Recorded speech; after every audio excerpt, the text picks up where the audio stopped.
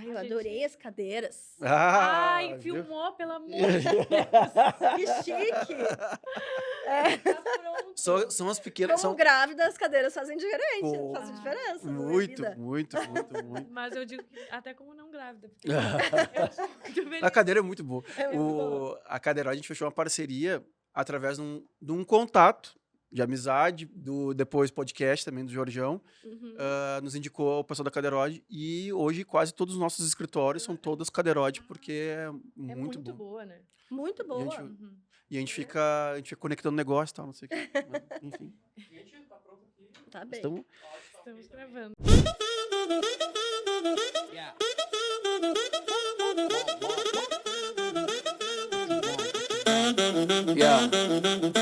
I'm not gonna lie, Dollar has gonna Yagi, her brain fried. então estamos gravando o Paloma Mônica. Estamos gravando. Eu acho que eu tô até distante. Tu tá distante. Tu tá feliz com as coisas. Muito, momento. muito feliz com o meu momento.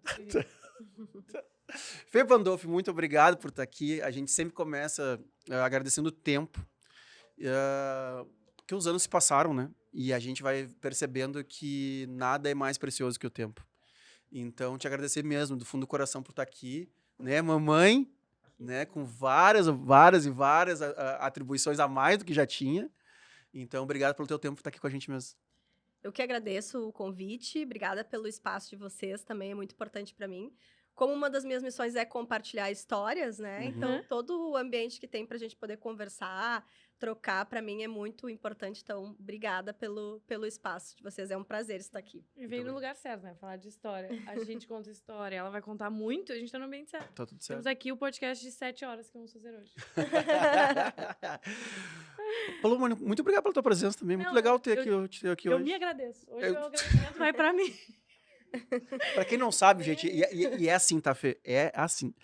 A Combo acabou de sair de uma feijoada maior do ano, que foi domingo passado, e agora nós temos um congresso que para nós é uma novidade ainda, como agência de eventos, um congresso médico. Então tu pega e vira a Bem chave. Tenta. E, então, assim, e o congresso são 2 dias, tá? Então a gente tá numa loucura, aí desce aqui pra gravar, então por isso que eu falo, vou ter esse estado equilibrado mental, assim, a nossa CEO tá... Vamos que Sei vamos! que eu tinha Vamos que disfarçado. Agradecer também aos nossos patrocinadores. A Red Bull, que foi a primeira empresa, nessa pequena empresa, acreditou nessa loucura toda aqui. Então, muito obrigado, Red Bull. A Cadeiroide, aqui que já tecemos elogios, que vai ter um excelente corte aí, né? Maravilhoso. Então, vai E 100% natural, fluido. fluido. Né? Sentou aqui, se sentiu bem. Orgânico. Exatamente. Porque, Cada- na verdade, isso aqui deveria acontecer com todos os convidados. Porque toda vez que eu venho aqui, e eu já tô acostumada, eu tenho a mesma reação. Tipo assim, vai, é muito bom. Júnior e Miguel vão ter que providenciar uma cadeira para nossa CEO aqui, então. É verdade, com o meu nome. É, amei você é muito chique. Muito chique, né? Muito Também chique. acho. E Bebidas do Sul também, nossa parceira. Aliás, nós temos um presente aqui para começar. Pra Para ser nossa ser a convidada nossa autêntica. autêntica. Recebidos. Recebidos. Obrigada. Recebidos do nosso grande amigo. Só que, inclusive, hoje, não só agradecer a mim, mas agradecer a ele, que está fazendo 700 credenciais do dia pra noite. Ele é nosso fornecedor para tudo, Fê. Tudo que tu possa sonhar. Eu preciso de um foguete. Ele vai dar algum jeito. Olha aí, De repente ele não produz agora, mas vai dar um jeito. Tu viu? Apareceu o Vinhascast. Apareceu. Apareceu e deve ter um detalhe a mais aí, Fê. Dá uma Sim. olhada aí. Vamos ver do outro lado. É? Vamos ver se apareceu. Ai, que chique. Ah. Ai, como a gente é com coisas personalizadas. As pessoas se amam. Muito. Muito. Amei, amei, amei. Então, Fê, se tu quiser. Eu já deixo aqui. Eu não sei se tua dose de café é diária, né? Eu, como tenho dois É, guris. Já foi minha dose do Já dia. foi? Mas dá pra botar uma aguinha aqui. Ah, Já. maravilhoso. Tá. Tem Quer água com, gases, com ou sim. sem gás? Fê? Pode ser 100 Sim. pra mim. Tu dá. Eu alcanço, Cuidado, tá, Paula. Fê? Porque Cuidado, falou. isso não faz parte dos meus skills. Aí, obrigada. Então, agradecer também a Bebidas do Sul, nossa empresa que com mais de 2.500 rótulos. Né? O que hoje tá arrasando de Espírito Santo, cara. É, o nosso editor Fugiu do aqui. dress Nosso code só- para aparecer no exatamente. Espírito O Santo. nosso sócio, editor e o pessoal da técnica que não vai gostar muito desse nosso branco. Que, aliás, Fê Pandolfi da ex-RBS já nos. Não, mas podia Errei. branco. Podia branco. Errei. Porque a nossa produtora amou, quando vai falar com os convidados, ela. Dá Sim, outra- olha só branco que não. Aí a Fê chegou, viu uns 2 apresentadores de branco. Eu disse, Não, eu pensei, eu li errado. Eu li... Era o contrário, Era o inclusive. contrário, porque não acontece. Suprimi Ai. uma palavra, sei lá. E Academia Rafael Toro. Exatamente, Academia Rafael Toro de Finanças, vale super a pena olhar, não vou nem entrar muito, mas o Instagram mostra toda a metodologia incrível e não existe nada parecido como eles, então vale muito a pena dar uma olhadinha ali. Eu só vou chamar aqui, porque a gente tem mais um... Veio uma caixa aqui pra baixo. Que a gente tem mais, em algum momento vai chegar mais um presente. Mas a gente tá Mas, preparando. Alex, que hoje a gente tá, assim, Não, é uma assim. caixinha de surpresa nós somos hoje, pessoal, tanto para nós quanto para vocês. Fê, a gente sempre começa... A gente começa agora, faz há bastante tempo já. Quem que é a Fê hoje? Hoje. Perfeito. E aí depois, em algum momento, a gente vai te puxar pra, assim, tá, mas como é que foi chegando lá? Como é que foi essas coisas e tal, não sei o que, enfim. Mas quem que é a Fê hoje? Perfeito. Hoje, especialmente nesse ano, é um ano de reposicionamento para mim, né? Então, já passei... Eu sou formada jornalista, isso para mim é muito importante, porque me dá base para todo o meu trabalho. Uhum. E especialista em marketing, então sou professora da SPM, de storytelling, de transmídia, no pós-graduação. Olha aí, a Legal. consultoria na veia. A gente usa esse podcast, pessoal, e a gente não esconde. Que a gente usa o podcast como consultoria também. Exatamente. E eu trabalho com tudo hoje que permeia a escrita. Eu sou escritora, e se eu pudesse viver exclusivamente da escrita, eu viveria, né? Mas a gente vive aqui, principalmente no Brasil, né? Num lugar que é muito difícil tu se bancar apenas como escritor. Até eu vi que passou por aqui o Carpinejar, enfim, né? Tivemos outras pessoas. E a gente escreve os livros, eu adoraria viver apenas de livro, mas é muito difícil ainda. Então, tudo que permeia a escrita envolve meu trabalho. Então, eu sou roteirista, né? Faço roteiro para vídeos, para webséries, para redes sociais. Trabalho com storytelling de reposicionamento de marca. Então, tô querendo mudar a maneira como eu conto minha história. Preciso repensar aqui qual a minha narrativa, qual o meu discurso. Legal. Então, tem a consultoria, que é a AFP, que eu faço esses trabalhos direcionados de roteiro, storytelling, enfim. Isso atende empresas também. Atendo empresas, Baita parceiro pro Estúdio Combo. Exato. Porque a gente recebe muita gente aqui que vem gravar no estúdio, porque sempre começou com uma brincadeira, porque no mínimo 1 ou 2 vezes por semana, como eu te falei naquela sala de reunião, a gente recebeu um pedido, vocês alugam? Eu disse, não, cara, se eu for alugar o negócio, que os meus sócios vão me matar, né? Então, assim, então, hoje em dia, o estúdio agora tá sendo alugado. Só que chega gente crua aqui, tipo assim, tá, eu tenho que gravar, eu quero ter um podcast, mas aí daqui a pouco eu não sei ter uma... roteirizar, exatamente. Não sei como conduzir uma entrevista, né? Como que eu conto uma história? Na base é muito simples, início, meio e fim, tá? Mas, às vezes, começar pelo fim, como a gente tá fazendo aqui, é mais interessante do que começar pelo início, faz mais sentido. Né? Então, são alguns truques que a gente vai aprendendo com o andar da carruagem, e que, para mim, hoje são a base do meu trabalho. Então, eu sempre são muitas frentes, eu sou uma geminiana, então ataco como professora, influencer, jornalista, escritora, roteirista, mas sempre que alguém me pergunta assim, tá, mas o que trabalho? Eu falo, alguma coisa que envolva a escrita, tu precisa, que envolva a contação de história, pode me chamar que eu vou te ajudar, né? E aí, claro, envolvendo marcas com esse viés de venda, de marketing, de conteúdo, né? Que é o que a gente chama, que a gente define. Irado, porque, na verdade... verdade... que pra mim já fiz um monte de link, um monte de coisa. Olha na minha cabeça, né? Coitada, sofrendo problemas que está. Mas eu tava pensando na apresentação comercial nossa. Cara, se tivesse alguém contando a história pensando em venda, faria muito sentido. Porque a nossa história é muito incrível. A história da feijoada... Óbvio, né? Eu sou uma pessoa super suspeita a falar, né? Eu vivo a feijoada. Mas eu sou muito apaixonada pela história dela. E aí, aquela história, eu acho que ela vende tanto, assim, porque toda vez que eu sento pra falar com alguém, e aí a pessoa fala, mas faz feijoada com samba, sabe? Porque eu venho da economia, né? Então, chegar pra alguém e falar que faz feijoada com samba é, tipo, louca. E aí, quando eu começo a contar a história, a pessoa fica, tipo assim, meu Deus, sabe? Que legal, preciso ir. E aí, tanto que hoje em dia meus colegas, todos de faculdade, vão, né? Então, tem todo esse apelo. Mas isso, eu não sei como transcrever essa emoção, talvez, a partir de escrita. Então, isso faz muito sentido. Não sei quantas marcas já são adeptas a pensar nisso, mas faz muito sentido. O storytelling, ele é um processo que ele é antigo, digamos, né? mas que ele voltou muito forte agora, muito em função da pandemia também. As pessoas sentiram mais necessidade de contextualizar suas histórias, o seu conteúdo, não simplesmente aquela venda agressiva. Então, quando a gente usa o storytelling dentro de uma venda, ela é uma venda romantizada. Uhum. Né? Então, a gente sabe que ela não é uma venda direta. Por exemplo, a promoção do ingresso da feijoada com samba, assim, assado, ou o artista X que vai estar, que são gatilhos de venda. É a comunicação de marca. Então, eu tô agregando valor à minha marca, eu tô contando por que eu mereço o teu reconhecimento, a tua fidelização, até criando uma conexão para, digamos, eu fiz uma coisa que não foi muito legal. Em festa acontecem muitos imprevistos, por exemplo. Mas as pessoas já são tão clientes de vocês, já estão tão conectados com a história, que eles não vão deixar de ir no próximo. Porque todas as minhas experiências e toda a história que eu conheço desse evento é positiva. Então, no próximo, eu possivelmente vou dar mais uma chance, né? E aí, vai chegar lá e vai estar tudo certo. Que é o que não acontece com quem não tem histórias bem amarradas, né, nas suas empresas. Então, às vezes, a gente pensa história... contar uma historinha... Não, um evento é uma história, né? Então, exatamente. Desde o momento que vocês começam a pensar em equipe, o momento que vocês começam a divulgar... Tá, mas por que isso faz sentido? Por que a gente vai ter tal atração? Sim. Por que é uma feijoada com samba, né? Como se agrega isso? A gente sabe historicamente que isso se agrega, né? São valores brasileiros bem importantes. Então, tudo isso são conexões que fazem parte da história, né? E para o storytelling, a gente pega esses gatilhos, organiza, monta esses gatilhos, não, essas informações, e traz isso num contexto mais romântico, mas que cria esse comunicação, valor de marca. Uma vez eu fui, de curioso, assim, eu fui ler eu não lembro se foi um curso, não sei de onde que veio o insight, mas a pessoa estava explicando o porquê do storytelling, né? Por que voltou, né?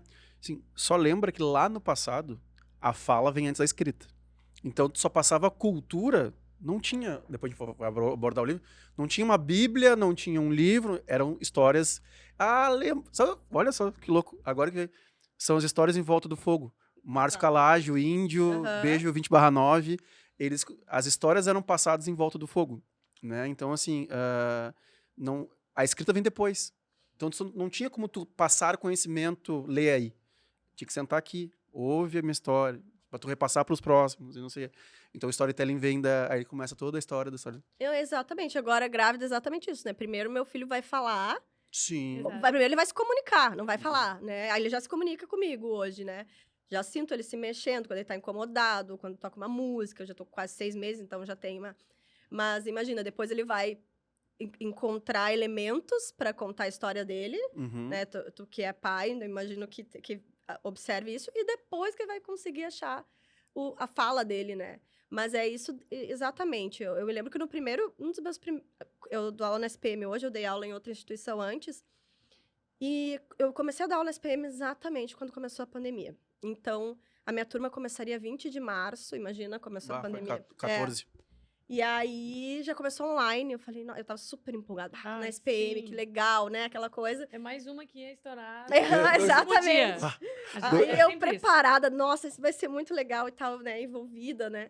Até empolgadíssima com o desafio.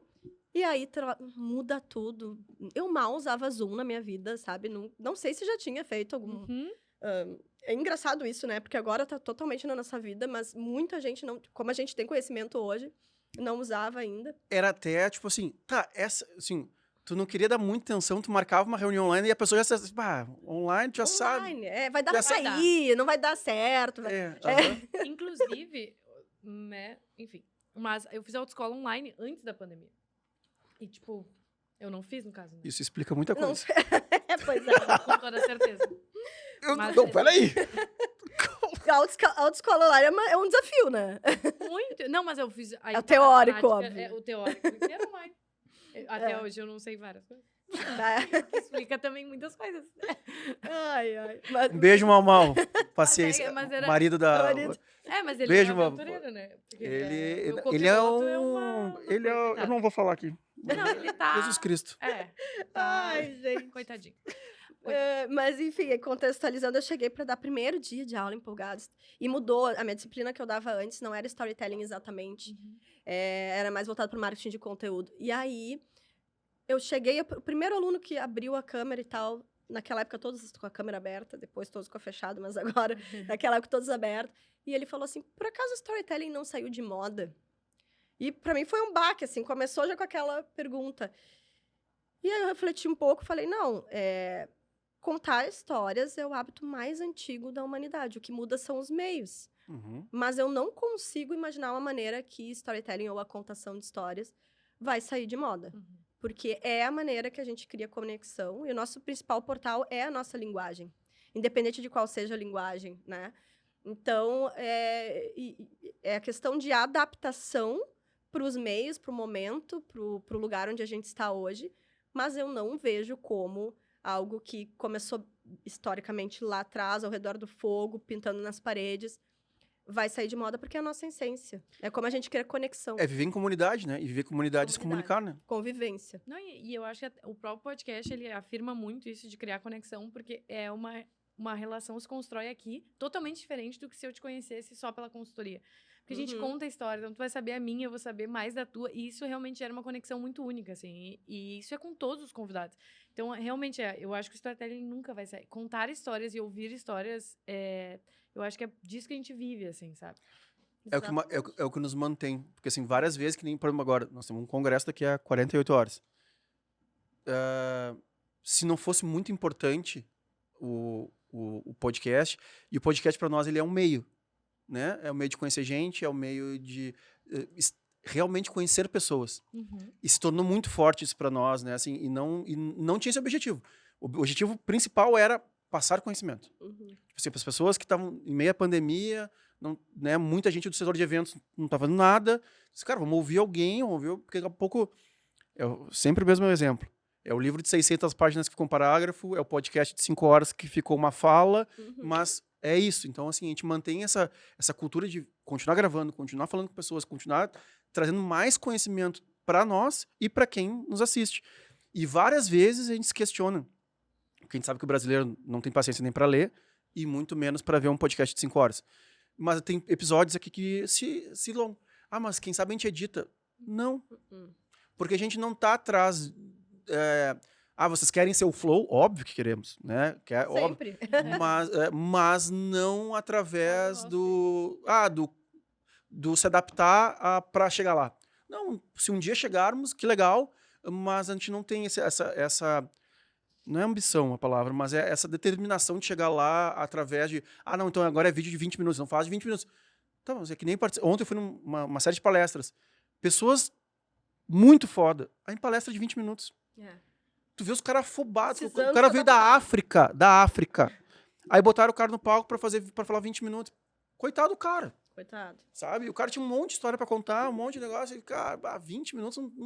A gente mal consegue fazer as brincadeiras. É verdade. Mal consegue descontrair. Não tem espaço pra... Não tem brecha. consegue se apresentar, né? Você imagina apresentar um conteúdo e tal, porque a primeira coisa é fazer uma prova social, né? Vou dizer tudo que eu sei pra daí falar sobre o assunto.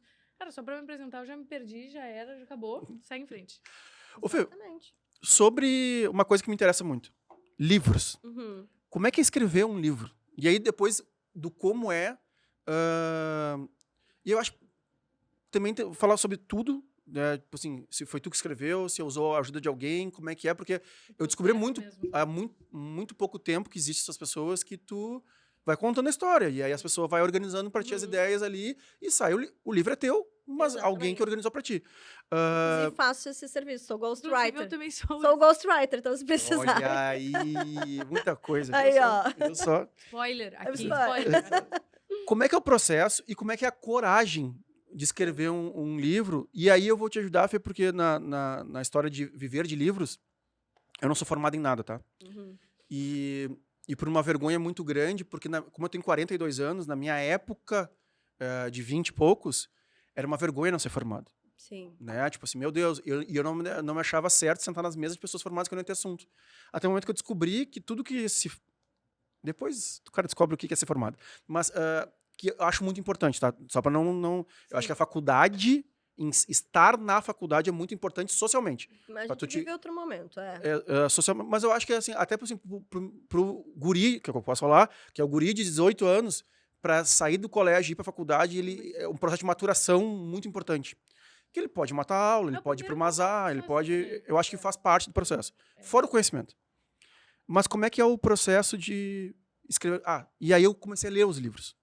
Aí eu disse, opa, eu posso falar com a Fê sobre storytelling, não porque eu fiz a faculdade, porque eu li 2, 3 livros sobre aquilo. Claro, não vou estar tão profundo talvez, mas eu consigo falar sobre, né? Porque eu li. Mas fora isso, então eu tento empurrar muito que a galera entenda o poder do livro. Como é que é escrever um livro? Então, era uma das meus grandes objetivos de vida era escrever o livro.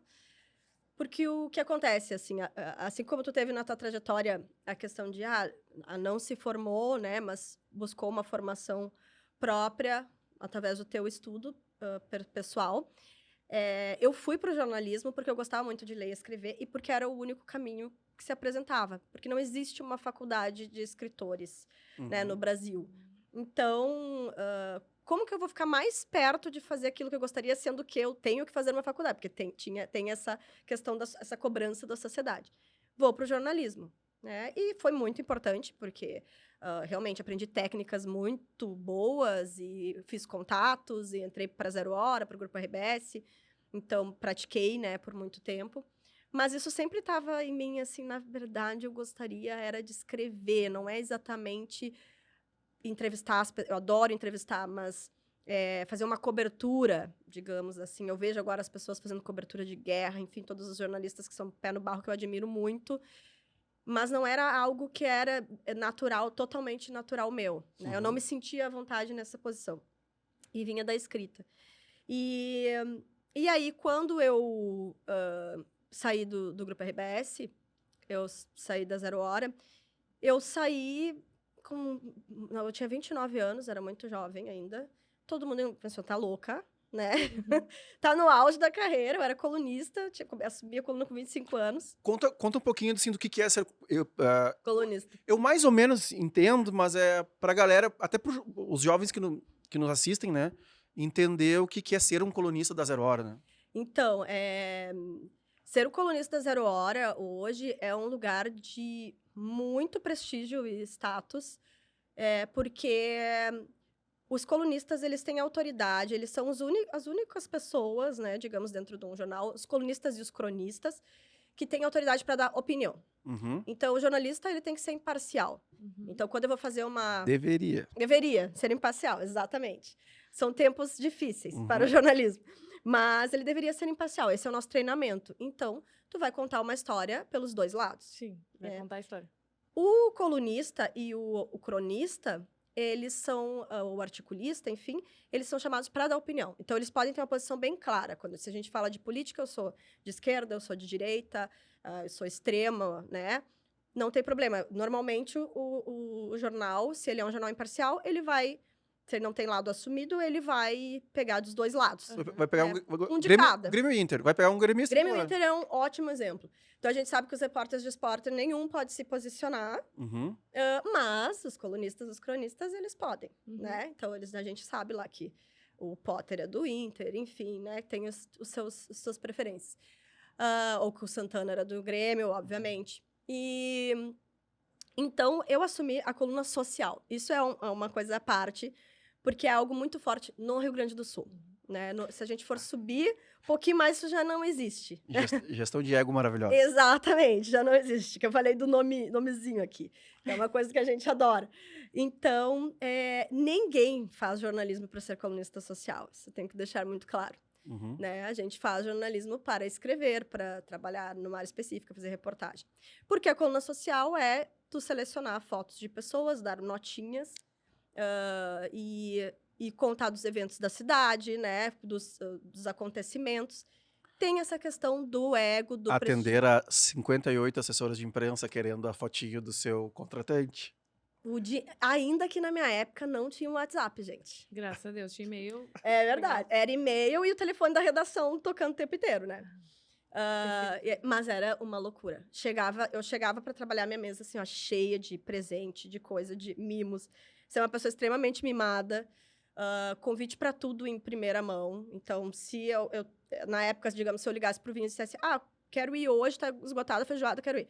Ele ia dar um jeito, Uhum. né? Porque faz sentido pra ele. É importante que é um relacionamento importante, né? E eu acho que isso que é o mais legal da nossa conversa aqui, Fê. A gente fala o que tem que falar, É. sabe assim? E é exatamente isso. Como é que o cara vai... Por Não. mais opinião É que tu importante possa pra qualquer ter... empresa. Ah, o grupo RBS que acha... É. Mas quando...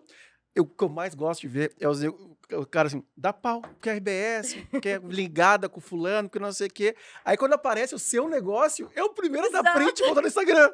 Mãe, tô na Globo. Eu acho isso Cara... muito- até hoje eu falo. É porque eu sou suspeita, porque como eu sou filha da RBS, Uhum. eu tenho um carinho por eles muito. Eu ainda sou influenciadora do grupo, eles podem me comercializar em projetos.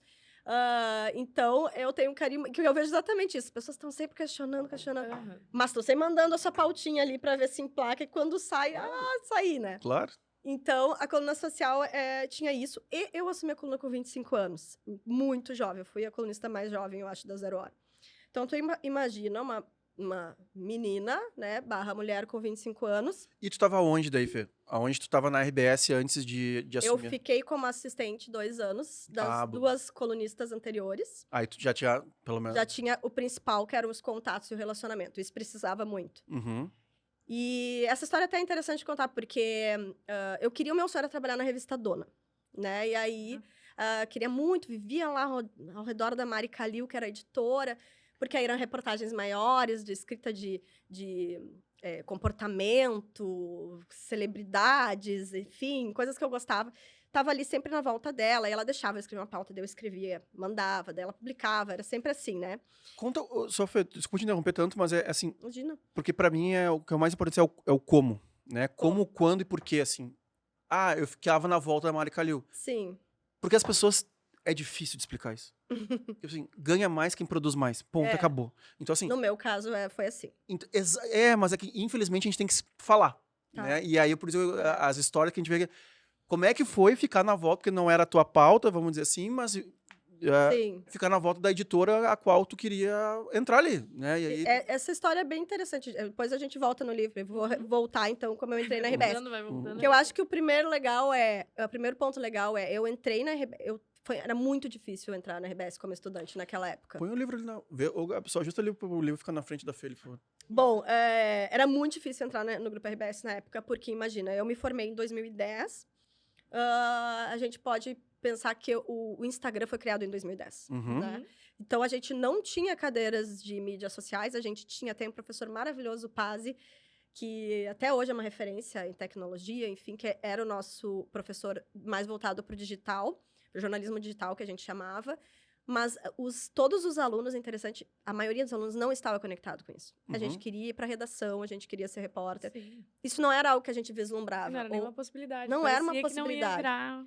Então, era ou tu ia para uma redação, ou tu ia para uma assessoria de imprensa. Eram os dois caminhos mais óbvios, né? Ou trabalhar dentro de uma empresa na comunicação. E eu queria ser jornalista, então começa a busca. Bom, gente, pra gente conseguir uma vaga de estudante naquela época, era o auditório inteiro da SPM fazendo uma prova para 1, 2 vagas. Então, eu fiz 6 provas para entrar, eu me lembro que foram 6.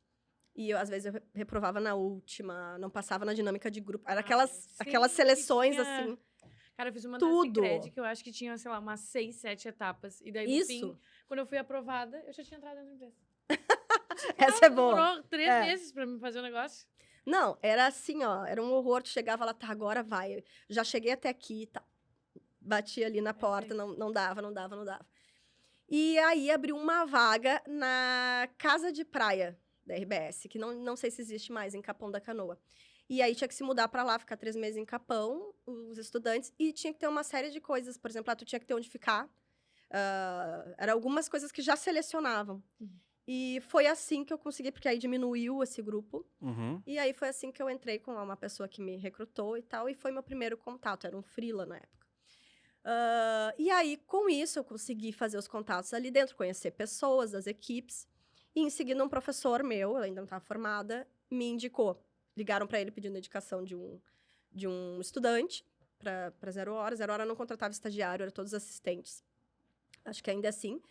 E ele me indicou, né? Então, isso também é importante. Relacionamento lá dentro, eu já estava fazendo o meu melhor, né? E foi assim que eu entrei. Só que tu entra para redação, eram 200 pessoas na época, 250 pessoas, jornalistas, mais tudo o entorno, né? Todo o entorno. E aí tu precisa ser promovido a repórter. Essa é a missão. Porque senão tu vai se formar repórter e aí tu não pode mais ser mantido como assistente, mas tu vai acabar sendo desligado. E aí começa essa corrida para se manter repórter. E aí, gente, eu fazia de tudo que vocês... Mas isso que o Vinhas falou. Eu fazia de tudo. Naquela época, podia fazer isso, tá? Hoje não pode mais. Mas, enfim, eu batia o ponto, voltava, né? Então, voltava, ficava de tarde. O que tem para fazer aí na editoria? Aí, ia para a editoria de geral, que era um amplo, fazia tudo ali. Tinha uma força-tarefa no esporte de alguma coisa. Nem entendo nada de esporte. Eu ia. Força-tarefa de política de eleições. Eu ia. Força-tarefa de Paul McCartney, quando ele veio aqui. Também fui. Então, tudo que tinha de força-tarefa e que possibilitasse eu entrar mais perto das editorias, eu estava sempre envolvida. E aí, quando surgiu a vaga de repórter, era para ser assistente de colunista social. Na época era Claudia Iosp. E aí, pouca gente queria, que é uma coisa bem específica. E eu falei, não, eu quero, vamos lá. Né, eu estava já me formando e tudo. Acho que eu já estava formada, inclusive. E eu trabalhava na madrugada, na época, das 2 da manhã às 8 da manhã, no plantão. E aí eu falei, não, tô dentro. E aí foi assim que eu entrei para esse mundo. Só que sempre visando a reportagem. É que esse detalhe, né? Tipo assim, das 2 às 8. Das 2 às 8. Já é uma outra, tipo assim, estar disponível, tipo, não é disponível, com a cabeça, tá, vou passar por aqui também. Não, essa experiência da madrugada é uma experiência da minha vida, assim, porque eu chegava lá, às 1h30 da manhã, o carro da 0 Hora me buscava em casa e me levava para redação. E era eu, um repórter responsável, porque eu ainda era assistente, e a telefonista. Toda a redação apagada, só a nossa mesa, como aqui, assim, com uma luz em cima, nada funcionando, bar, nada. A gente tinha que ir pro posto ali comprar cafezinho e tal. E algumas pessoas na Gaúcha, que era no andar de baixo, e tinha o repórter plantonista na TV. Essa era a nossa equipe. E o que eu fazia, basicamente, a noite inteira era a ronda policial. O que é isso?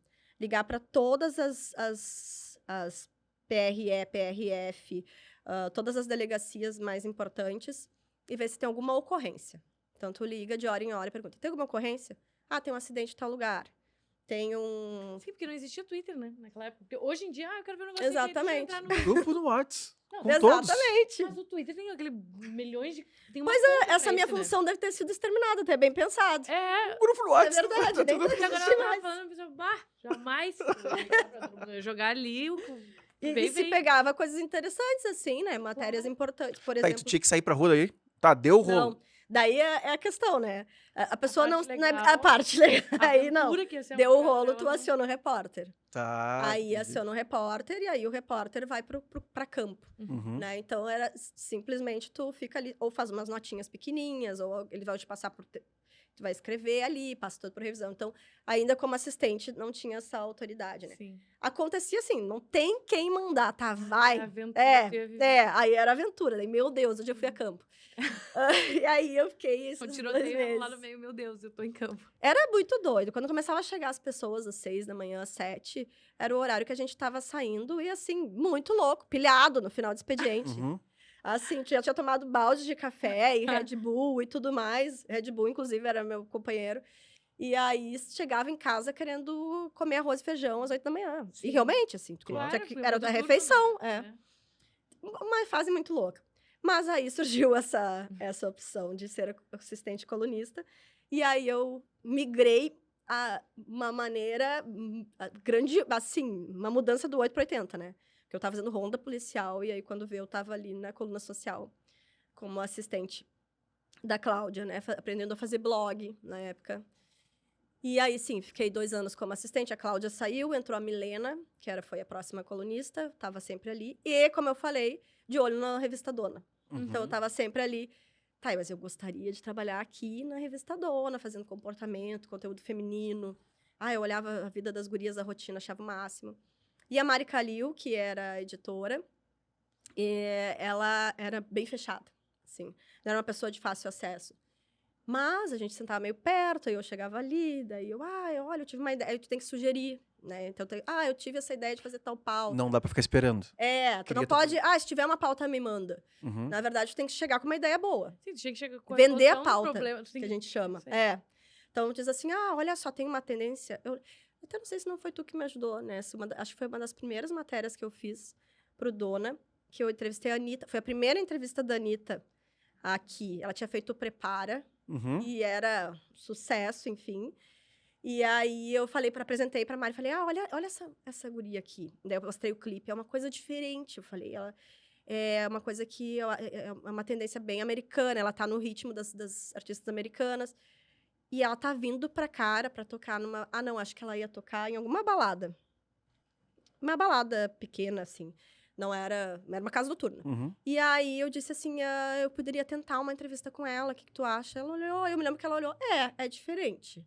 Aí a pessoa tem que ter o tino também, né? Realmente, essa guria tem alguma coisa diferente. Eu falei, eu posso conseguir o contato dela e posso tentar falar. E foi capa do Dona, da Anitta. Com a primeira vez que ela veio para Porto Alegre, há muito tempo atrás, lá, como Prepara ainda. E foi bem legal, assim, bem bacana. E aí, comecei a criar contatos ali. Quando finalmente abri uma vaga no Dona, eu entrei. Estava 4 meses ali, como editora online, cuidando do site. A colunista pediu demissão. E aí, eles me chamaram para ficar como suplente. Eles não me ofereceram a vaga. Enquanto a gente resolve aqui quem vai ser a próxima colunista, a gente precisa que tu fique. E eu falo, puxa vida, 4 meses, né? Eu falei, tá, vamos lá, né? Não tem o que fazer, vamos lá. E eu vou como suplente ali, fico ali enquanto eles resolviam quem ia ser a próxima colunista. Ia ser um período de 1 mês, eles já estavam em negociação com uma pessoa. E nesse meio tempo, a Gisele Bündchen veio pra cá, pra batizar a afilhada dela. Era a primeira vez que ela vinha com a Mas só filhinha. pega a gente tranquila, assim, Eu só... tinha bons relacionamentos. Esse é o grande segredo. E esse foi o que eu aprendi. Porque ela veio pra cá e uma fonte me ligou e disse, eu tô tentando falar com as gurias da revista Dona, elas não estão me atendendo. E eu liguei pra ti. Eu falei, não tô no Dona nesse momento, tô na coluna. Mas eu posso... Intermediar. eu posso ir. Não pode falar pra ninguém, porque eles não recebem imprensa, vai ser tal hora, em tal igreja. Eu falei, tu garante que ela vai estar lá? Garanto, vai estar lá. Beleza. Aí, liguei pra chefona. Tu consegue me disponibilizar um fotógrafo, um carro? Olha, domingo de manhã, não sei o que e tal. Eu falei, vamos lá, por favor, me disponibiliza, eu tenho certeza, ela vai estar aí, ela tá aí. E não tinha nada que comprovasse. E aí, a gente foi, eu e o repórter, estacionamos meio de tocaia ali, esperando, e nada da Gisele aparecer. Meu Deus do céu. Meu Deus do céu. É agora que minha carreira se enterra.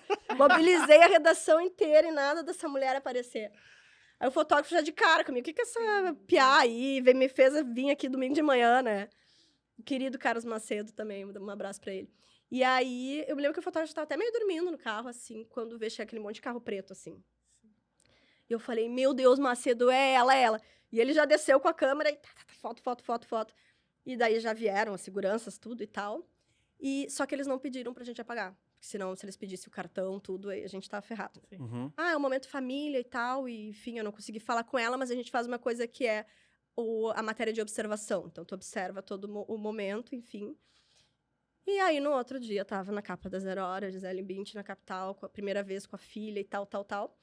E aí, ela me chamou e disse assim, o que a gente precisa nessa posição é alguém que tenha fonte. São os contatos. E isso acho que tu provou que tem, então a gente quer redirecionar a vaga e oferecer para ti. E ela deixou muito claro, a gente está oferecendo para uma pessoa, não para um nome.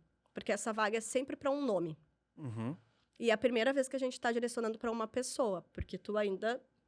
não era ninguém na fila do pão, né? Eu vim de Passo Fundo, não conhecia ninguém em Porto Alegre, eu era assistente ali. E aí ela disse, a gente está oferecendo pela primeira vez para uma pessoa. Então, a coluna não tinha o meu nome. Então, o Vinhas vai lembrar, a rede social. É a primeira vez que a coluna não era o nome da colunista. Era Rede Social por Fernanda Pandolfi. Esse nome foi eu criei genial também, né? E aí ela disse, eu poderia até aumentar a equipe, porque o meu salário era menor do que as colunistas normalmente, né? Quantas pessoas tu precisa e tal, vamos montar a equipe. E aí foi assim que eu assumi a coluna, e foram 3 anos longos e muito legais de experiência. Mas foi uma construção, exatamente, né? Como que eu cheguei ali com 25 anos, é toda uma construção que vinha desde a da minha universidade, né? Desde o meu curso. E dessa insistência, né? Insistência e contatos. Isso é algo que eu aprendi com a coluna também. Todos os relacionamentos ali, eu estava colunista social, eu não sou uma colunista social, eu estava naquele momento. E todos os relacionamentos ali para mim eram muito válidos. Então, eu recebia muitos e-mails por semana, mas tinha um dia que eu parava e respondia a todos. Então, essa manhã eu vou responder a todo mundo com não, obrigada, sim, gostei, ficar para a próxima, isso não faz sentido por tal. Eu fazia questão de responder as pessoas, de atender o telefone, se eu não estava num horário de fechamento de coluna e tal, que foi o que... É graças a isso que hoje eu estou aqui ainda com tantos contatos e, né, com tantas pessoas que confiam no meu trabalho, porque isso importa, né? A atenção que a gente dá para as pessoas, o retorno, a conversa, principalmente quando tu tá numa posição de poder que não, a estrela não era minha, né? Era do lugar, era da RBS. Então, isso a gente tem que estar muito consciente, assim. Então, essa foi a jornada. E são raras, tem vários insights aí, né, Fê? E são raras as pessoas... A gente vê muito isso, porque a gente mexe... Eu aprendi isso muito cedo, com um cara que já faleceu. E era uma casa de pagode, Café Moinhos. E eu era gerente de marketing de lá. Antes do da Farms ainda. Não era o lugar mais legal do mundo, mas era o lugar que eu tava naquele momento. E eu sabia que... O primeiro insight que eu tive te ouvindo é esse, assim. Eu nunca soube direito, tu quer ser o dia dono do barum, dono da feijoada? Não.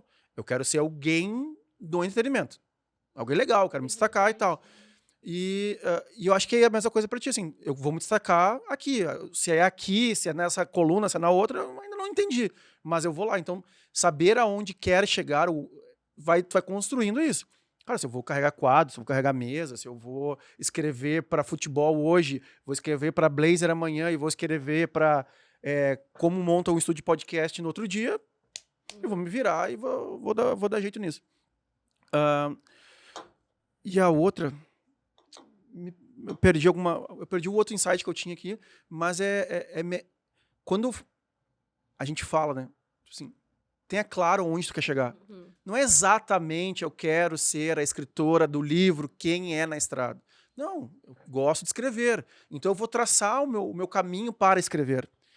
E eu ia complementar desse negócio de quando eu nunca soube onde eu queria chegar. Eu acho que talvez a Fê tenha um pouco mais clara onde ela queria chegar, mas eu sempre acreditei que tudo que eu fazia era sempre uma vantagem a mais para onde eu ia chegar. Então, tipo, o peso que hoje em dia eu escuto muitas pessoas falando, tipo assim, cara, mas o meu horário é até às 6.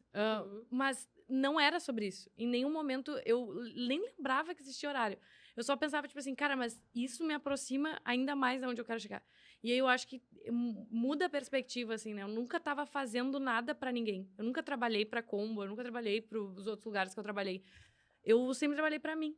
E aí, tipo assim, é uma virada de chave quando tu se dá conta que tudo que tu aprende no dia a dia tu vai usar a teu favor e ele se torna uma vantagem competitiva com alguém que tá num cargo do teu lado e não vai saber fazer. E quando tu tem esses insights, tipo assim, tá cuidando quando tu respondia as pessoas, quando tu dá bom dia pro motorista, quando dá bom dia pro segurança, quando tu trata bem as pessoas, tu tá criando o teu nome. Exatamente. Eu tava conversando agora com o nosso gerente geral ali, que é mais uma das minhas crias operacionais que eu falo, né?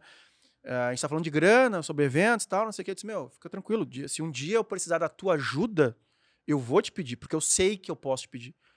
Mas as empresas estão bem, graças a Deus, tá tudo certo, isso aqui. Nós vamos fazer, tu vai fazer mais trabalho, tu ganha mais dinheiro. É uma compensação. Se eu vou te exigir outras coisas que tu não fazia, eu vou te pagar mais. Se algum dia for fazer algum evento que a gente vai criar a mesa com energético e é o primeiro... Cara, de repente eu vou te dizer, não consigo pagar o cachê que eu te pago na feijoada, vamos dar uma reduzida aqui e tal. Eu sei que eu posso te fazer isso, mas enquanto tu for justo e cuidar do teu nome, né, lembrar que eu posso ganhar um dinheiro rápido aqui, né? Não, me dá uns livros aqui, que daí eu já vendo pros guri pela metade da empresa. Tá, mas é esse dinheiro. Cara, quando der, a gente vai se encontrar, e um dia eu disse, Fê, tô construindo eu tô indo agora, semana que vem, tô indo pro noroeste do estado, uma palestra. Fê, vamos fazer uma palestra foda. Eu tenho uma história pra contar que me ajuda. Não, Vince, já me enrolou com os livros ali. Até faço pra ti, mas me faz um pix de 5 mil aqui. Sim, exatamente. Pra gente começar a falar. Porque eu nem vou te ouvir agora, porque eu te dei livro, tu tá vendendo os livros. Eu falei assim, não, né? Com aquela história bonita que tu quer incentivar a leitura, mas tá vendendo meus livros. Exatamente. Né? Então, assim, É difícil ter que falar sobre isso, mas a gente tem que falar, porque tem que ser... A ética importa. Muito, né? E é muito difícil, né, se corromper, assim. E vocês têm posição de poder Lembrei. também. Exatamente, posição de poder, isso que eu ia falar. É muito fácil se corromper. Imagina, eu recebia, assim, propostas de presentes, de coisas, e aí a ética pega muito em cima lá na RBS. Nem sempre é possível controlar, porque depende do caráter da pessoa. Uhum. Então, às vezes, em vagas de poder, a gente precisa de pessoas de caráter, né? Eu acho que é isso, é o mais importante. Vamos voltar. 18 casinhas, como é que escrever um livro? Vai ter que esperar pra voltar dizendo 19ª. Mas é que eu só queria falar, por último, que a Fê fala muito, eu cultivei muitos meus relacionamentos desde a faculdade. Isso é uma coisa que eu aprendi depois, acho que faz pouco tempo que eu aprendi sobre cultivar relacionamentos, e é desde responder o WhatsApp com o motorista, mas também, cara, a Fê tava fazendo isso desde a faculdade, sabe? Na faculdade, e aí, lembrando muito, assim, que eu fiz relacionamentos na minha faculdade sem saber que esse era o nome, sem saber a importância deles. Mas de como isso é algo que realmente te dá muita base, né? Inclusive, tipo, a minha chefe, a antiga chefe do outro emprego que eu tinha, me mandou mensagem essa semana pra, tipo assim, me ajuda que eu tô sem uma fita crepe. Assim, ela também fazia evento do fórum aí e tal. E ela mandou, sério, tô do lado do teu escritório, eu preciso de uma fita crepe. E ela apareceu aqui, sabe? E eu fiquei pensando, cara... É isso mesmo. É sobre isso, assim, sabe? Do jeito que tava tudo certo, sabe? E aí depois ela até mandou mensagem pra mim, por favor, me emprega aí. Eu quero voltar a ficar contigo. E aí eu fiquei rindo, assim, porque eu pensei, cara, relacionamento é muito bom. E cultivar isso demanda tempo, demanda energia, que às vezes é uma coisa que a gente tá esgotado, mas realmente é algo que é muito sólido. E aí realmente... É o que fica. É o que fica. Eu senti isso quando eu saí da Zero Hora, quando eu anunciei minha saída, que as pessoas começaram a marcar café comigo e dizer, olha, tu me ajudou muito quando eu estava lá dentro, tu prestigiou a minha empresa e tal. Como que a gente pode fazer agora para ti nesse momento? O que tu vai fazer? As pessoas sempre muito solícitas. E até hoje, às vezes eu chamo alguém, convido para alguma ação minha e tal, e a pessoa fala, eu vou porque quando eu precisei e tal. Então, cria esse laço, esse vínculo. Claro que quando eu saí, teve muita gente que desapareceu também, né? Também teve isso. Imediatamente, pessoas que sumiram, desapareceram, nunca mais me convidaram para nada. Mas é do jogo, a gente sabe que faz parte, né? Isso eu já estava bem consciente. Mas, voltando pro livro, o que aconteceu foi... eu estava fazendo coluna, estava tudo bem. Tu falou sobre trabalhar para ti, isso foi algo que... Até a Paty Pontaut, que é influenciadora também, na época, ela era jornalista de moda, e ela me disse... eu tô gostando muito de te ver trabalhar na RBS, porque tu está trabalhando para eles e para ti. Ela falou isso, tu tá fazendo coisas por ti. Não é só estou lá e fazendo a coluna todo dia. Que na época eu criei eventos, criei linha de camiseta. Eu já tinha o feeling do marketing sem saber, né? Nem tava nessa área do marketing ainda, nem... Eu tinha feito já minha pós, mas não era o que eu estava atuando. Eu já tinha esse feeling. O negócio cresceu muito e tal, mas eu estava fazendo tudo menos escrever. Então, eu comecei a repensar e comecei a ficar chateada. Eu estava trabalhando muito, eu não tinha mais vida social, por incrível que pareça. Né? Então, isso era uma coisa interessante também. Porque ter vida social não quer dizer que tu não esteja trabalhando socialmente, que nem a gente. Exatamente. Hoje, a Paloma várias vezes tem que sair e ela tá num lugar, mas assim, ela não tá socialmente com as amigas dela, onde elas querem estar falando sobre as coisas dela. Ela tá lá trabalhando, se relacionando com as pessoas que são importantes pro nosso negócio e tal, não sei o quê.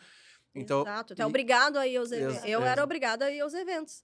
Então, eu ia pro salão todos os dias. Eu chegava lá, às vezes, já assim, né? Sim, porque tem uma clássica, né? Se tu não vai, alguém vai. É melhor tu estar lá. Exatamente. Se tem uma coisa que eu entendi até agora, isso. Eu tinha muitos eventos por dia, rapidinho, né? Eu passava. Sim, e eu lembro que chegava já no salão, assim, e a minha maquiadora, que até hoje, a Deia, também, minha parceira que ficou para sempre, ela dizia... Todo mundo vem aqui feliz, radiante para se maquiar pro evento. Tu é a única que vem com cara de trabalho e meio cansada. Sim, porque é trabalho mesmo. Exatamente, porque no caso eu estou me maquiando para trabalhar. E aí... Estou trabalhando ainda. Exato, acho que por isso que eu não me maquio tanto. Mas aí tinha toda essa função, muitos eventos. E eu comecei a desenvolver, por incrível que pareça, uma fobia social. Então, eu chegava num evento que imagino que deve acontecer com vocês também, que... Os seres humanos não são legais. Eu chegava e eu sabia que, de alguma maneira, eu ia ser atração por ter chegado naquele lugar. Focada energeticamente. Que todas as atenções iam vir para mim e na melhor das intenções. É isso aí. As pessoas vinham que tu quer, onde tu quer sentar, o que tu quer comer, a gente separou a melhor mesa. Eu me lembro até que era a inauguração de um restaurante, de um sushi, não me lembro o que era exatamente. E esse dia foi um dia que eu tive uma crise de pânico. Que eu cheguei lá, o evento tava bombando, assim. E aí, quando eu cheguei, aconteceu esse movimento, os proprietários vieram coisa mais querida, vieram, o que tu quer e tal. E eu falei, gente, só queria entrar aqui, fazer umas fotos e sair correndo. Silêncio. E fazer umas fotos e deu. E aí, eu falei, gente, tem alguma coisa que não tá bem, não, essa vida não tá certa, eu não tô feliz com isso. Aí, chegava final de semana, eu estava sozinha. Eu tinha 1000 convites para evento, mas não era para eu ir lá me divertir. Claro, eu não podia beber, coisa, né? Não vida, assim, se aconteceu 1 ou 2 vezes de me Isso é passar muito na louco. bebida, era algo que eu ficava depois me querendo morrer, entendeu? Sim. Eu era uma pessoa pública, não podia, né? Então vocês também, né? Que deve acontecer, às vezes, Claro tu tá cansado, tá estressado, toma um a mais ali. Sim. Era algo impossível, então Não fala mais. tudo, a roupa que eu usava, tudo isso implicava, eu sabia que eu estava sendo observada.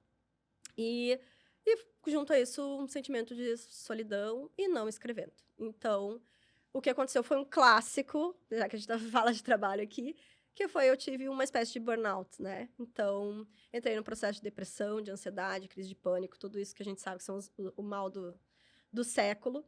E aí eu pedi demissão. E eles não queriam me deixar eu ir de alguma forma, como é que a gente pode reposicionar e tal. E eu lembro que eu cheguei e aí a minha chefe, assim, ela falou, tu tá com uma cara que tu não conseguiria fazer isso mais nenhum dia. Eu falei, e é isso, mas eu vou cumprir os 30, porque eu não vou deixar vocês na mão. E vou treinar a próxima pessoa que vier, se assim vocês desejarem, né? E ela, sim, a gente deseja, então fiquei mais 30 dias. E me organizei para sair. E aí eu dei a volta ao mundo. Então eu fiquei 1 ano inteiro viajando. Fiz um ano sabático, que virou esse livro, que é a conexão de toda essa estrada. Conta parte dessa história aqui, que eu contei para vocês. Mas eu botei uma mochila nas costas, assim, de 20 quilos, e passei pelos 5 continentes em 1 ano. Foram 37 países, 100 cidades, mais ou menos.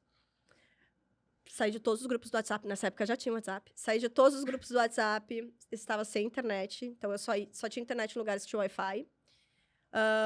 E me desconectei daqui. Tua família não pirou? A minha mãe deu uma pirada. Assim, meu pai apoiou, né? Então, existe uma passagem de volta ao mundo, que é uma curiosidade que as pessoas sempre têm.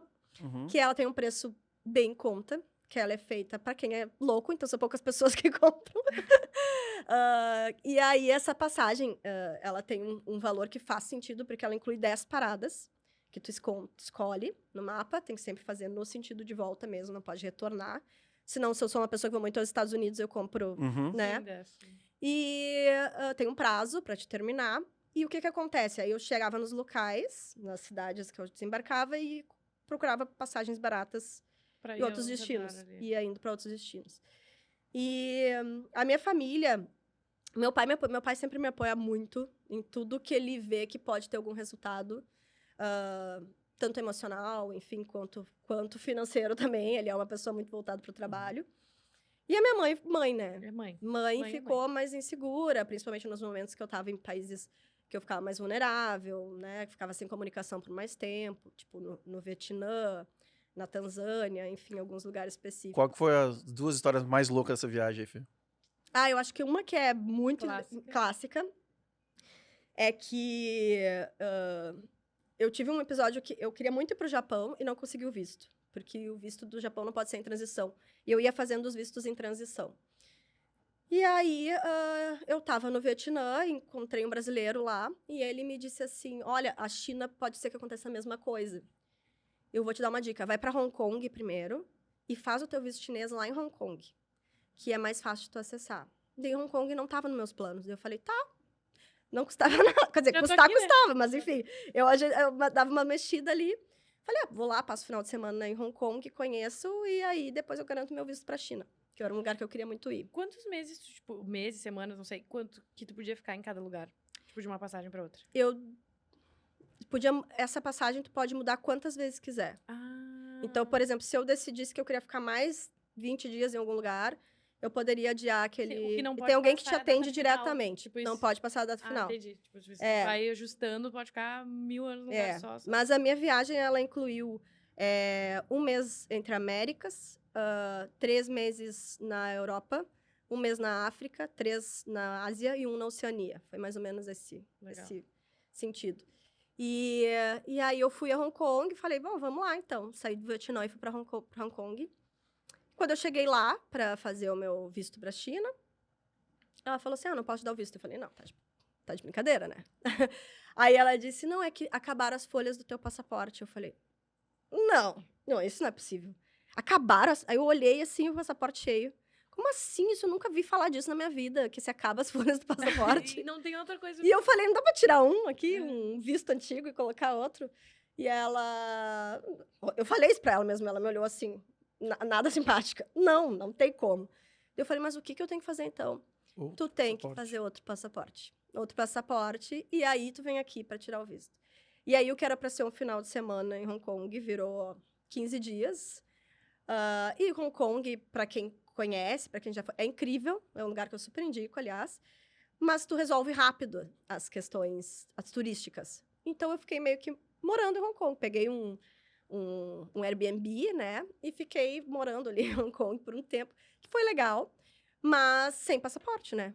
Eu tava sem passaporte, então, até para conseguir entrar nos lugares e tudo, eu tava ainda nessa... Eu não sei se eles ficaram com o meu passaporte, mas teve alguma coisa como se eu tivesse presa em Hong Kong. Eu não podia ir e vir. E aí até vir toda a documentação e tal. Então, essa história foi uma história que me marcou. E que as pessoas até comentam até hoje. E aí veio... E hoje eu tenho um passaporte made in China, né? E daí veio o visto, veio tudo. Fui pra China. E a segunda... Foi justamente quando eu estava embarcando para a China, que eu estava saindo de Bangkok, da Tailândia, que é uma loucura, gente, pelo amor de Deus. Nossa, Tailândia é muito louco. Eu estava no aeroporto e fui roubada no aeroporto. Na finaleira da viagem, assim, sabe? Eu estava com o meu cartão de crédito no colo e fazendo uma reserva. Porque eu fazia isso, estava no aeroporto, então, vou catar aqui um hotel, vou catar um... Não me lembro qual era a cidade, acho que não me lembro qual era, Beijing, enfim. E aí, tava lá e tal. E aí, quando eu fui fechar o computador, eu olhei e tinha sumido o cartão de crédito do meu colo. O cara do lado possivelmente viu eu botando os dados ali, alguma coisa. Era alguém que tava dando um golpe, né? E aí também foi um impasse, porque eu comecei a ficar com muito medo de ir pra China, porque a China, a comunicação deles é totalmente diferente.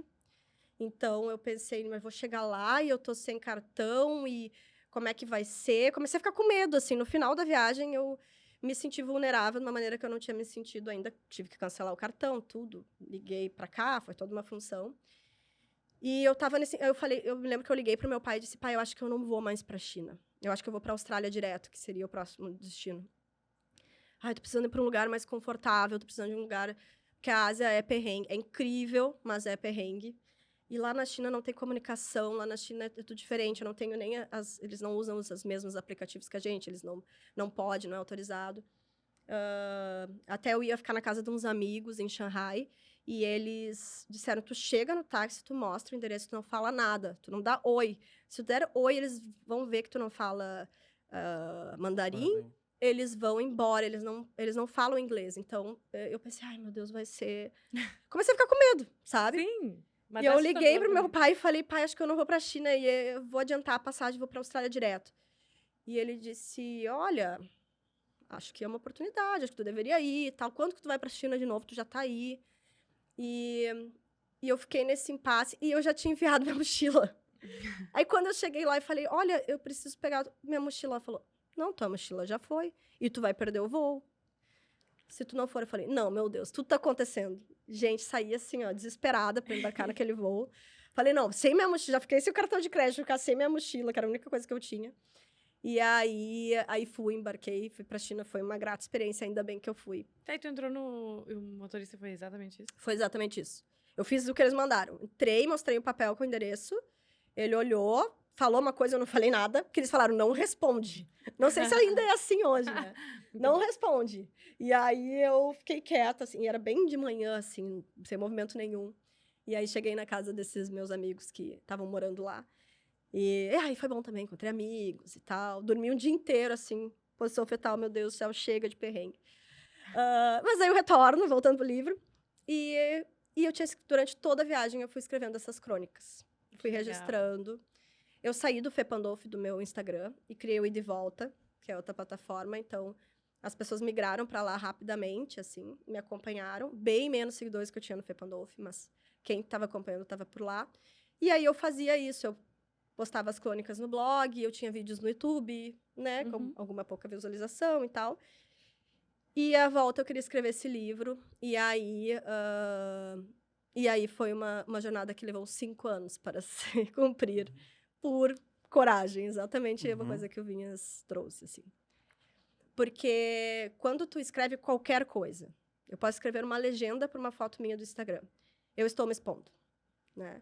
Porque eu estou mostrando um pouco da maneira como eu penso, ou eu corro o risco de errar uma palavra, né? Ah, será que essa gramática está certa? Será que é concordante? A gente tem inseguranças quando a gente escreve.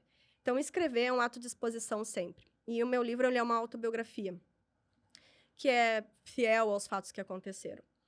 Quando eu entreguei ele para a editora, para ela ler, eu falei, a Lu, que foi a pessoa que me ajudou, a Lu Tomé, eu falei, Lu, vê o que tu acha, tá legal e tal. E ela disse assim, olha, ele é um livro que não conecta o que eu tinha. Porque tu tá contando as experiências da tua viagem. Quantas pessoas têm a oportunidade de dar a volta ao mundo? Raríssimas.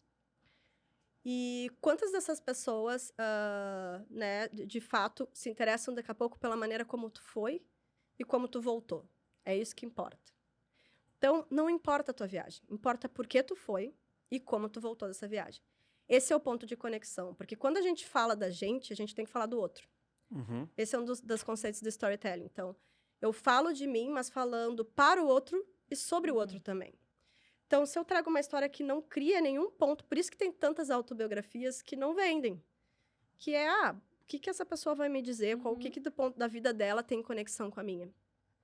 E aí, quando eu entendi que eu tinha que contar esse início que eu contei para vocês, que foi a história da depressão, do burnout, de por que eu pedi demissão, e a maneira como eu voltei, ou os insights que eu ia tendo na estrada, foi quando o livro se criou, né? E a coragem, eu tava apavorada. Falava, mas pra que eu vou lançar isso, gente? Pra que eu vou me expor? Já tá tudo certo, sabe?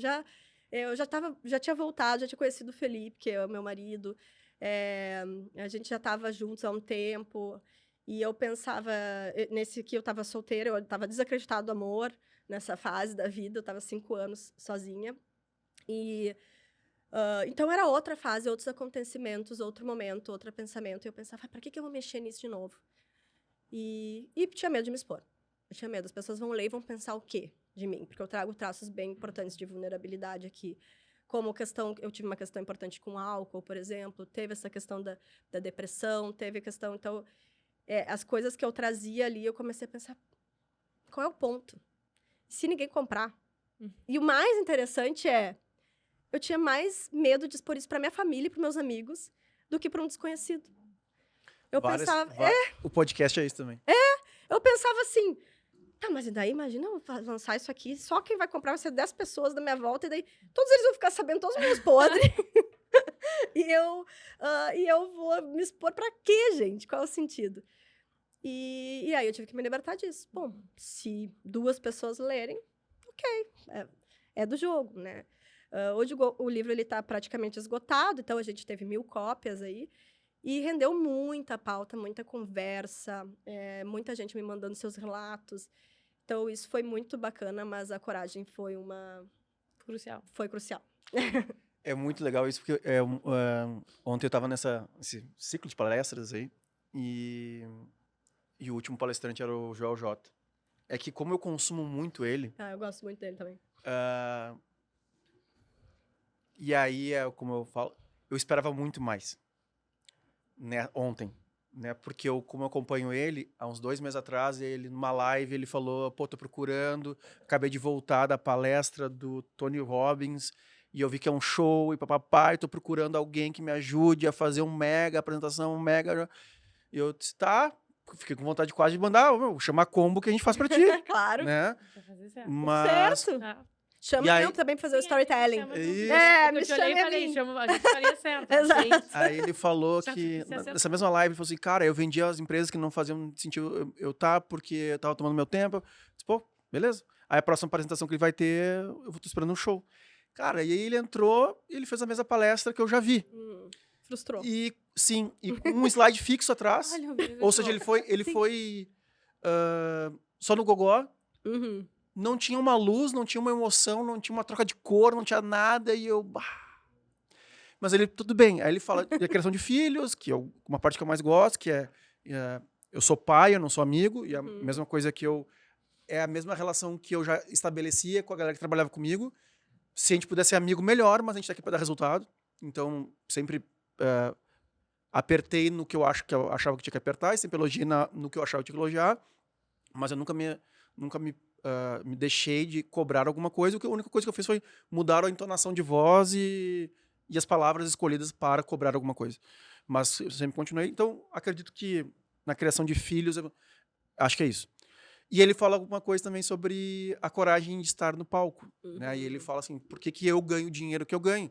Vocês também podem ganhar, mas quem é que tem a coragem de estar aqui em cima do palco, contando que eu errei, contando que a minha mulher não sei o quê. Aí ele começa a dar esses exemplos, tipo assim, tô me expondo. Né? Tô me expondo um monte. E o podcast é a mesma coisa. Porque várias vezes aqui a gente conta coisas que, tá, mas eu não queria ter contado. Depois tu pensa, por que eu falei isso? Porque eu dei a minha opinião.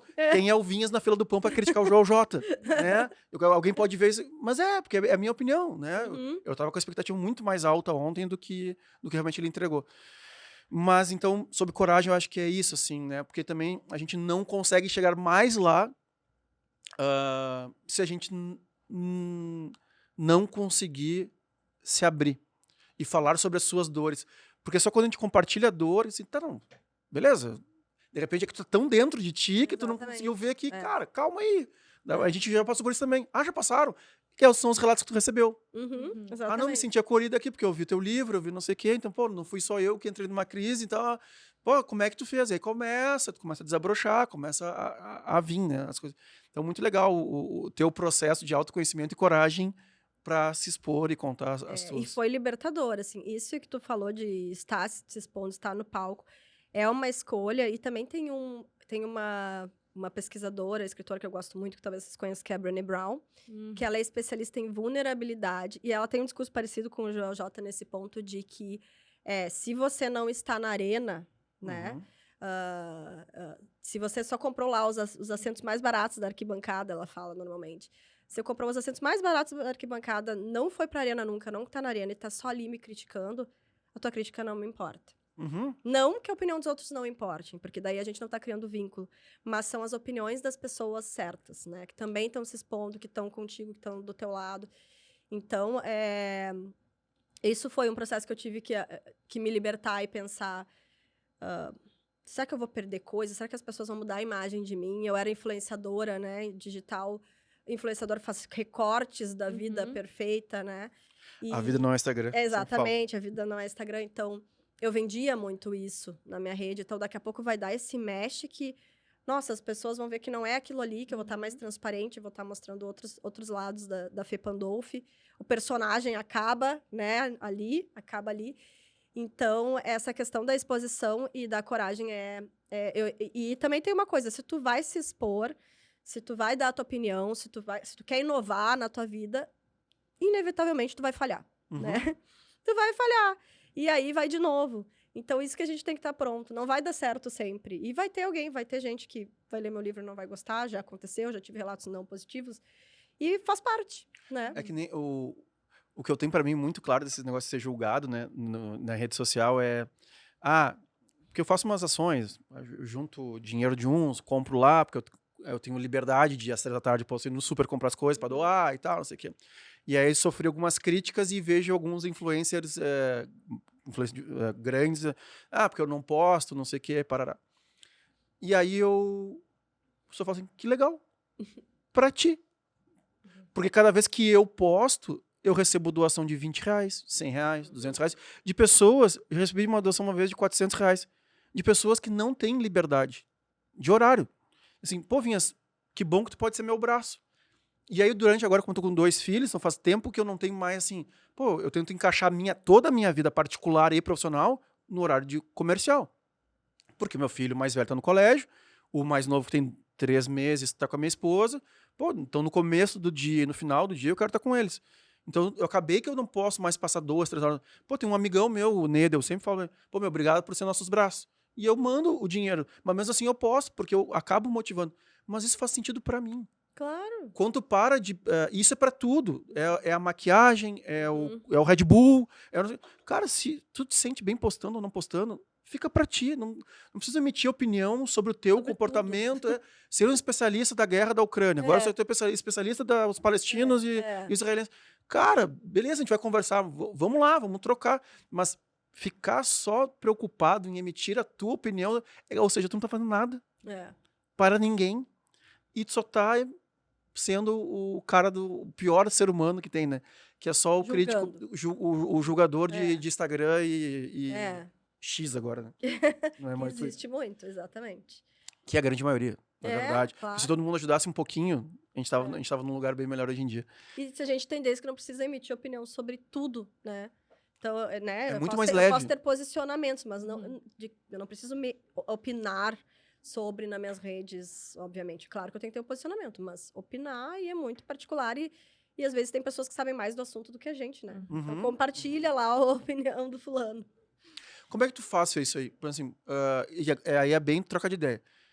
Porque eu sou um cara que eu sempre falo aqui, eu não sou bolsonarista, mas eu sou um cara de direita que acredita que cada um que queira ter, mediante todos os testes possíveis, sua arma tem que ter, blá, blá, blá, blá. E as pessoas acabam me vinculando, porque eu fui 7 anos milico e tal. Como é que tu encara isso na rede social? Como é que Posicionamento. É o que eu acho das marcas também. As marcas me perguntam muito isso quando elas estão criando o storytelling dela. A gente precisa se posicionar sobre tudo. Então, a gente teve um movimento que foi bem importante na pandemia, que foi o Black Lives Matter, né? Que foi a questão do assassinato do Floyd, né? Enfim, que começou toda essa campanha.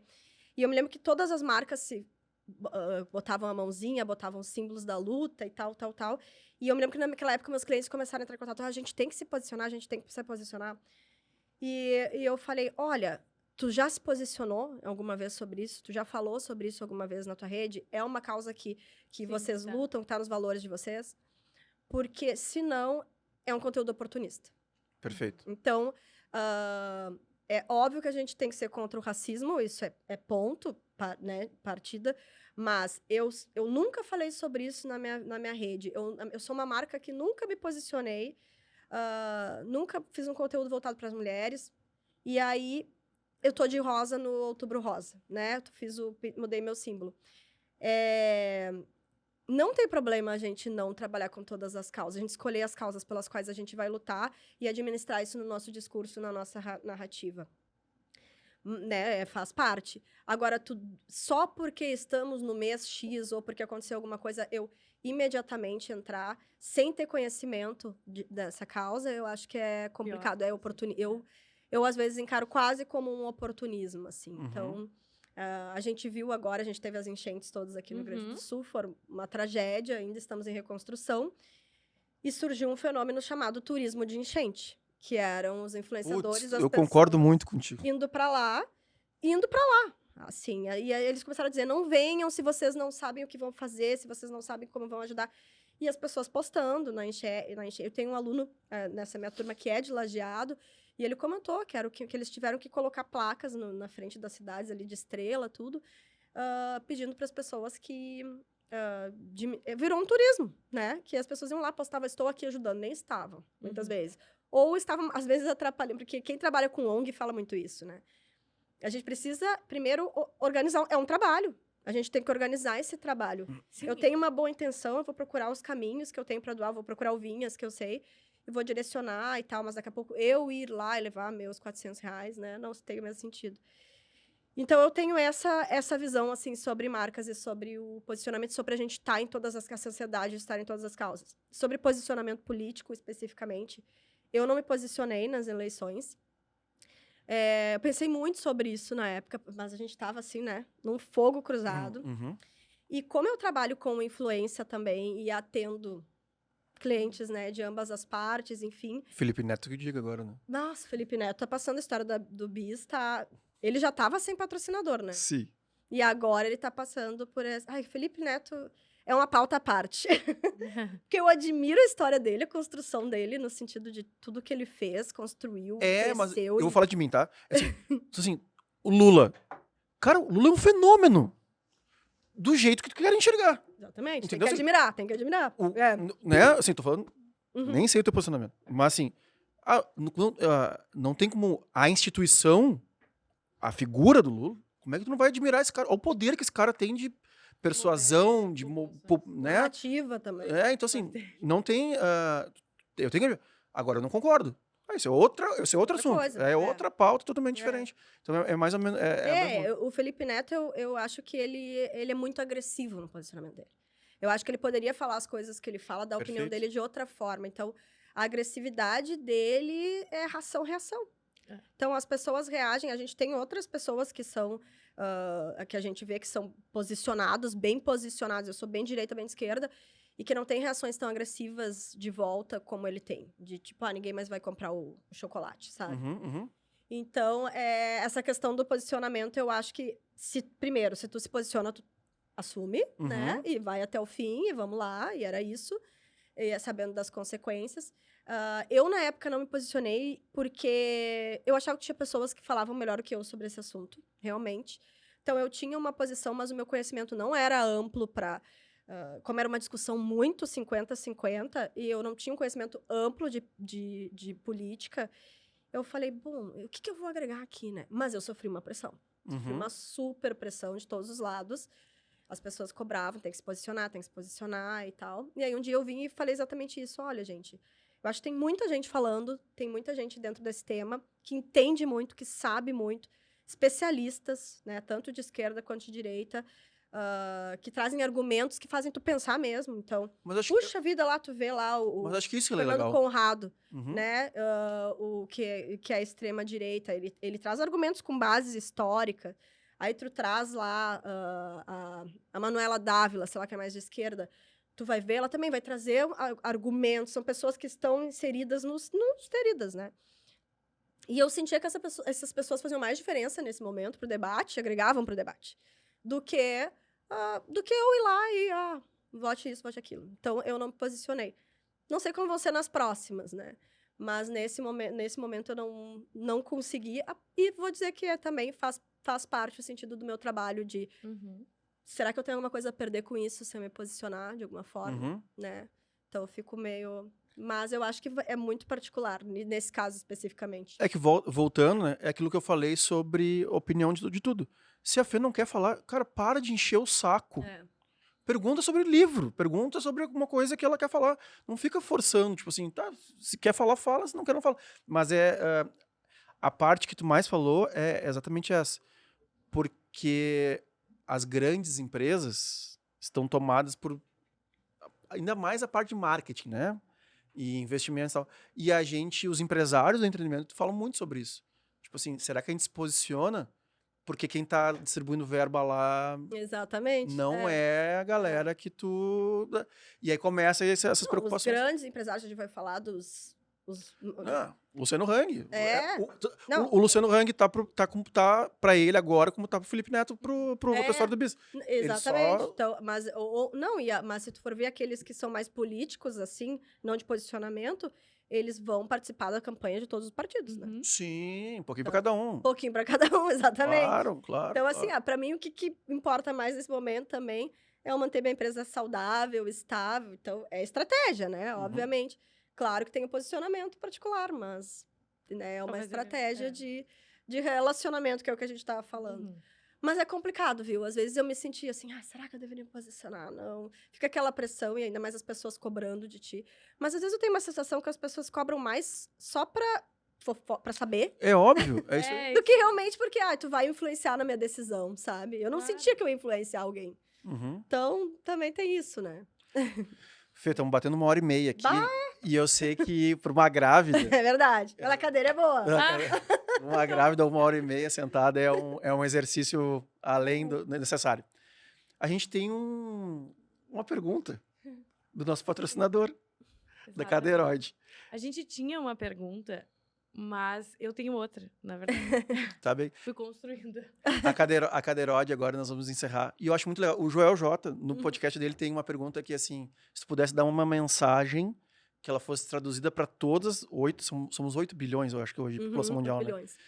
Ela fosse traduzida e ela fosse chegar, independente se por carta, por e-mail, por outdoor, todo mundo fosse ler, qual seria a tua mensagem? E aí e eu sempre fiz isso na cabeça, mas eu nunca tinha botado para fora.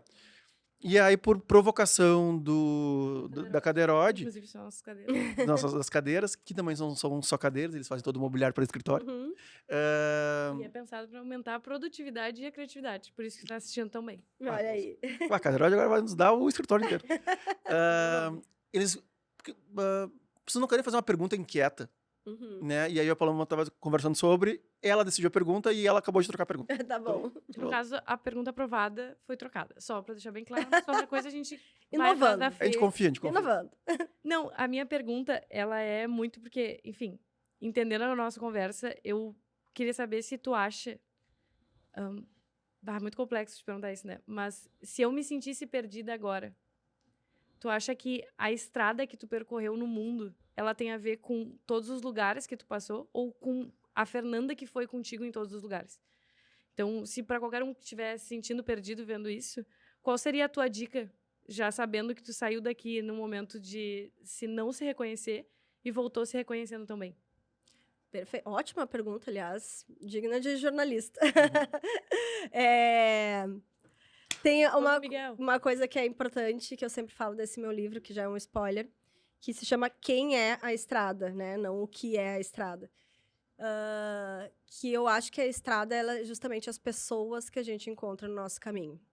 Então, as pessoas que... E a gente entendeu o valor de que cada pessoa que eu encontrar no meu caminho, ela vai ter alguma coisa para me ensinar, ela vai saber algo que eu não sei, e independente de ser o CEO de uma grande empresa ou de ser lá o pescadorzinho que eu encontrei no meio do rio no Vietnã, ele entende daquele rio mais que eu. Né? Eu tô segura lá porque ele tá comigo naquele rio. Então, eu acho que a estrada ela é feita não por lugares exatamente, mas pelas pessoas que a gente encontra nesses lugares e que a gente decide criar vínculos com elas ou não. Então, os lugares importam, óbvio, importam. Mas as pessoas é que fazem a diferença. Então, eu diria para observar mais ao redor, para valorizar as pessoas que cruzam, eu digo, os líderes, principalmente, os chefes, os colegas, os relacionamentos que se criam. E eu acho que esse é o valor da humanidade, no fim das contas. Né? Porque sem pessoas, a gente acaba não convivendo, não aprendendo, não evoluindo e não contando histórias, né? Então, não se cria conexão. Que irado. Ô, Fê, quem quiser ainda comprar os poucos livros que existem... Ele tem ainda na Pocket Store, ali no bairro Moinhos de Vento, aqui em Porto Alegre. E ele tá na Amazon também. Então, pelo online é possível comprar. Ou Amazon, eu digo, online, né? Enfim, todas as plataformas. E pelo Kindle também. Ele tem versão e-book, então, para quem prefere, também está disponível. E as suas redes sociais, Fê, para quem quer te acompanhar. E agora, eu mesmo não tinha noção de tudo que tu fazia, mas quem quiser tirar alguma dúvida sobre o teu trabalho, sabe como é que te acha? Estou no @FePandolfi e no @Ida e Volta Oficial, que aí fala mais de viagem. Tá meio parado nesse momento por causa da gestação, mas voltaremos aí com com mais um elemento, com o Frederico. E eu tenho o Substack, que é substack.com/FePandolfi, acho que é isso. Substack é uma rede só de textos. Então, também para quem quiser assinar, é uma newsletter, então ela vai... A gente vai pegar o endereço certinho, a gente vai colocar o link. Eu agora não lembro se é Fê Pandolfi, enfim, mas daí... Grávidas. É isso, grávidas, exatamente. Fê, muito obrigado. Foi demais o papo, a gente curtiu. Foi... História incrível, né? No fim, ela prometeu no início, vou dar uma história, entregou tudo. Entregou a história. Obrigado. Obrigada. E para todos vocês que chegaram até aqui, Fê, tem um problema aqui. O único pagamento que a gente cobra desse conteúdo todo é curtir, compartilhar, comentar. Então, 3 segundos e vocês nos ajudam um monte aqui, que é o jeito da história da Fê chegar para mais gente e, por óbvio, um dia a gente alcançar e passar o Flow Podcast. Boa meta. Fê, brigadão mesmo. Muito obrigada pelo espaço de novo, pelo tempo, foi ótimo. Nem vi o tempo passar. Coisa boa. Curti muito. Sucesso pra vocês. Muito obrigado, Paloma Mônica, tá? Eu me agradeço hoje, mas eu vou te agradecer. Tá sensacional hoje. Agradecer. Olha, a RBS vai nos ver agora por causa da Fê, e eu tenho certeza que o jornal ali, da noite ali, é nós dois. É isso aí. Eu também acho. Cara, eles podiam E o se William eles Bonner que se pudessem cuide num já. canal De Fátima, eu já tô vestida. Só pra lembrar. Só um adendo. Mas se eles dessem um canal igual o da Tatá Staniek, a gente faria muito sucesso. Muito. Já imaginou? Tá bem. Ainda tem aquela pergunta com... Dá tempo de cortar, tá, Gabi? E a gente não pode esquecer, por óbvio, vai demorar um pouquinho pra ela aproveitar, mas o nosso amado vinho do Bebidas do Sul. Isso que é um presente da Bebidas do Sul, A tá? gente vai te dar um presente. Vai demorar um pouquinho pra Vai comprar, demorar. Esconde do marido. É verdade. Ai, mas muito obrigada. Mas um presentinho também pra tu Vamos lembrar lá. da gente quando o Frederico chegar. Mas a gente Esses vai ro- esperar a parte 2, né? Esses vinhos têm todos uma história. Eu vou te mandar a história. Que Porque legal. o Everton me mandou e todos eles têm uma história do porquê. Adorei. Obrigada. Mais Gente, uma obrigado. Beijo do gordo. Tchau, tchau.